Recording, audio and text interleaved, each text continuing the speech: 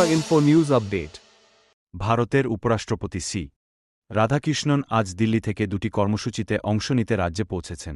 আগরতলার এমবিবি বিমানবন্দরে তাকে উষ্ণ অভ্যর্থনা জানান রাজ্যপাল ইন্দ্রসেনা রেড্ডি নাল্লু, মুখ্যমন্ত্রী ডা মানিক সাহা, বিজেপি প্রদেশ সভাপতি ও রাজ্যসভার সাংসদ রাজীব ভট্টাচার্য সহ একাধিক বিশিষ্ট ব্যক্তি।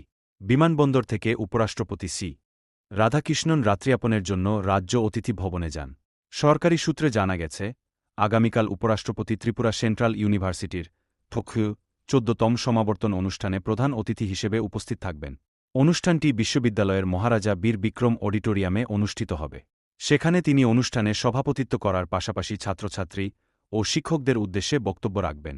এছাড়াও তিনি রাজ্যের বিভিন্ন স্বনির্ভর গোষ্ঠীর লক্ষপতি দিদিদের সঙ্গে একটি বৈঠকে অংশ নেবেন এবং হাপানিয়া এলাকার আন্তর্জাতিক মেলা প্রাঙ্গণের ইনার অডিটোরিয়ামে তাদের উদ্দেশ্যে বক্তব্য রাখবেন।